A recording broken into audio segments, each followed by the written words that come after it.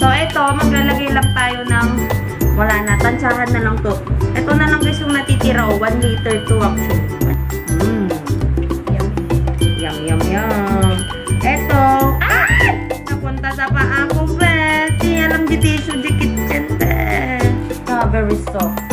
Straight guys, straight. Wow, grabe naman. Ang usapan ko, treatment ko, hindi po dry band ang gagawin po natin ngayong araw. Gamin nung naka-conditioner na po, straight nga.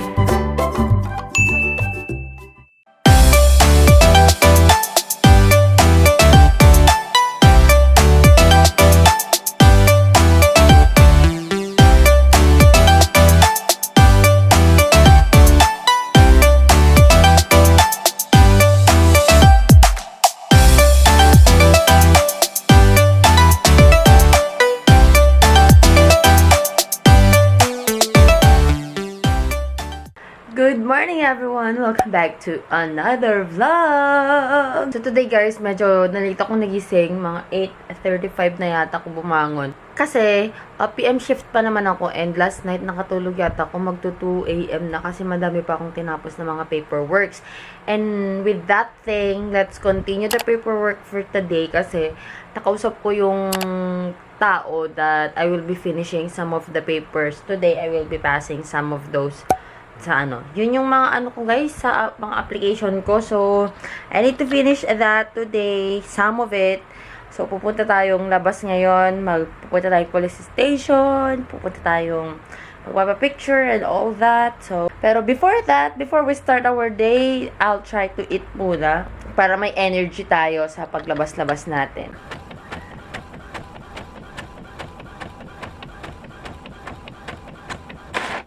Hey guys, so time check, it's already 10 minutes before 11 AM and I'm going. Naunahin ko na lang yung attorney's office. Yan, so nag-shirt ako kasi dun sa amin, bawal lang naka-sleeveless tsaka naka-short. So, nag-shirt ako tapos pants and shoes. Ayan, so para makapasok tayo. So, punta na tayo kasi hindi lang yun yung pupuntahan natin. Pupunta pa tayong police station. Tapos, hindi na ako magpapapicture. To try ko na ipapas yung isang picture ko na available na lang dito. So, let's go!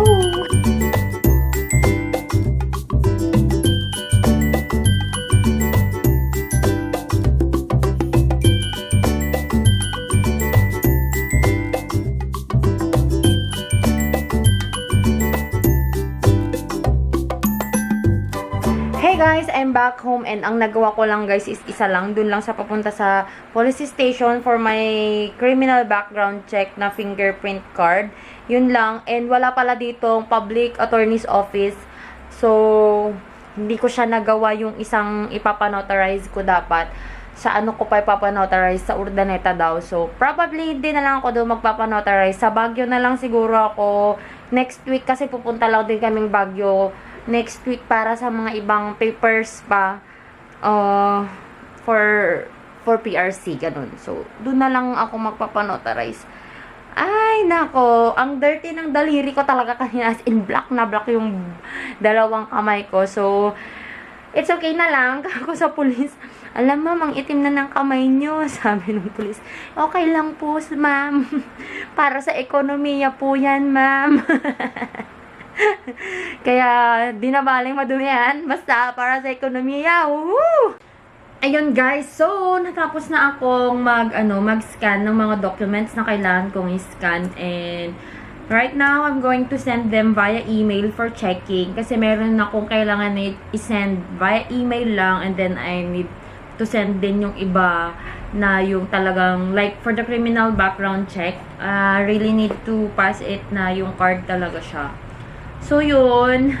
Madami po tayong pagdadaanan para sa ekonomiya. So, if you are like me who is applying for something, is lang mga besh. Ganyan talagang buhay. Pag walang tiyaga, walang ninaga. Huwag nagre-reklamo sa proseso.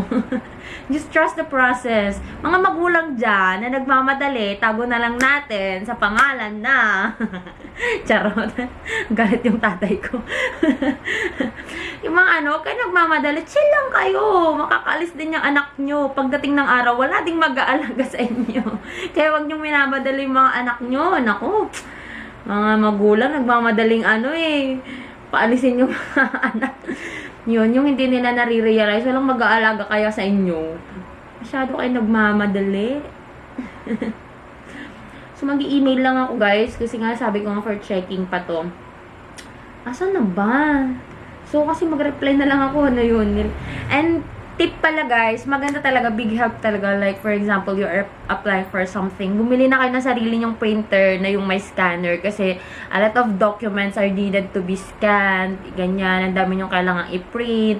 Para hindi na kayo hassle kasi yung lumalabas pa ng bahay para lang magpa-print, magpa-scan. Tapos magbabayad ka pa yun. Para anytime, parang sa akin, after duty ko kagabi, anong oras na ako natulog kasi I still need to finish everything. Ganyan. So, maganda yung may sarili kang printer. Magkano lang naman ng printer ngayon na may scanner compared to your efforts and bayad mo sa mga computer shop pagpunta mo sa mga ganun, diba? Tsaka, iwas tayo sa hassle. Iwas tayong masayang yung time natin because time is money. You know that?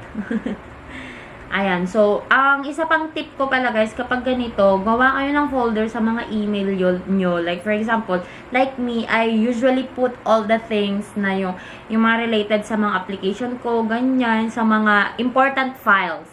Nakalagay doon, important files, sa mismong Yahoo Mail ko or sa Gmail nyo, pwede naman kayong gumawa.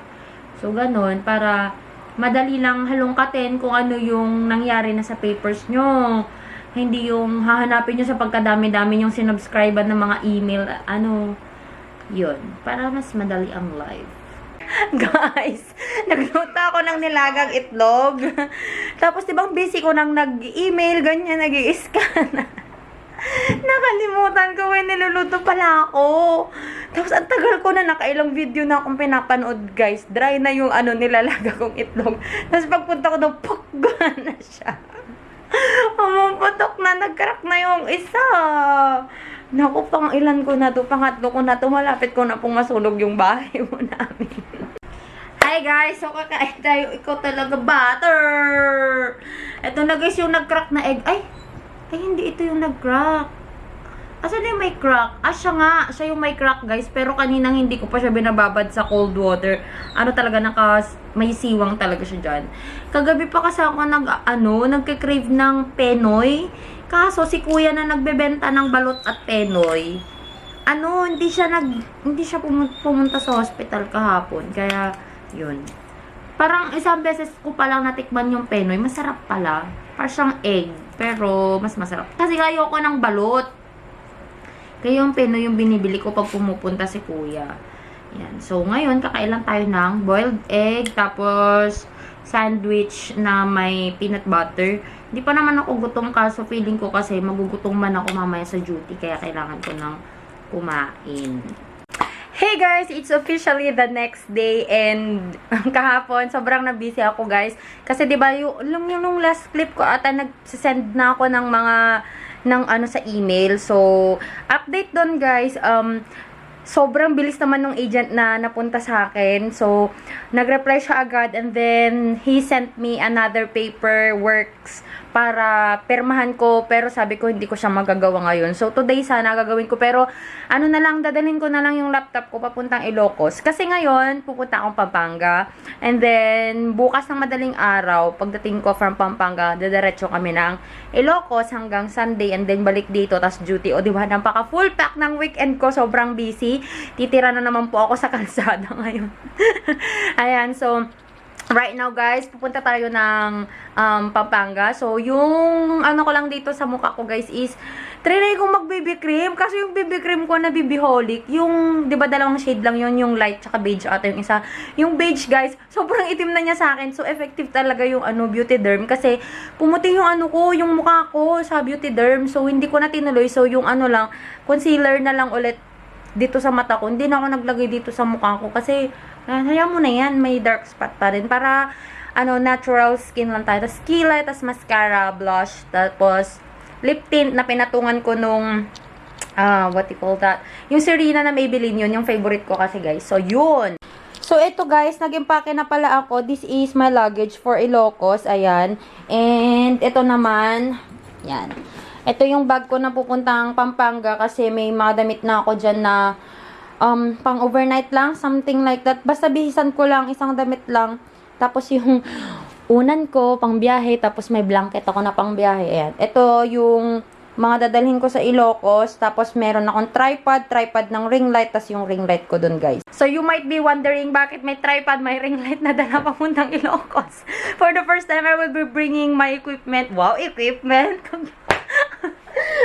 My things na nga lang. Papuntang Ilocos, guys. Kasi pupunta doon si Jessa, sure yun, pupunta si Jessa, tapos si Dana, hindi ko alam kung matutuloy ba siya, tingnan natin kung makakapunta siya, tapos si Jonah, hindi ko rin alam kung makakapunta siya, so probably we will make a collaboration video kasama si Jessa, kasi sabi ko, gawa tayo ng mga video contents para sa, sa YouTube mo, kasi gusto ko talagang mag-YouTube siya, pinupush ko na siya, so gagawin namin yun, guys, so bukas pupunta kaming church, and then Saturday night will be filming night, ayan. And then Sunday celebration ng birthday ni Lolo ko, and then uwi na ng Ilocos, ganun lang. And i-visit pala namin si grandma ko sa Sunday. So, the whole weekend, sobrang busy, and the weekend starts now. Friday today. So, tara na, guys. So, yun lang para sa vlog na to, guys. I hope you enjoyed watching this video. And if you haven't subscribed to this channel yet, ang hirap magsalita, besh. Please do subscribe and like this video and share mo na rin sa mga friends mo na trying to apply somewhere outside the Philippines. Ayan. Basta, guys, pagkatapos talaga nito, I will share everything, the process and all that, para makatulong din tayo sa mga, lalo na yung mga nag-NCLEX na ngayon. Ayan. So, sakto, pagkatapos yun ng NCLEX nyo, siguro, maayos na rin yung papers ko. So, hopefully, maayos lang. Hindi pa aalis. Maayos lang. If you haven't followed me yet on my Instagram, and if you haven't liked my Facebook page, please do like that and follow me on my Instagram with the name JoyOfMia, and I'll talk to you guys on my next one. Bye! Ayan! Ayan! Oh my gosh! Nandiyan na siya, besh! Woo! Woo! Woo! Woo! Woo! Madam Patrice!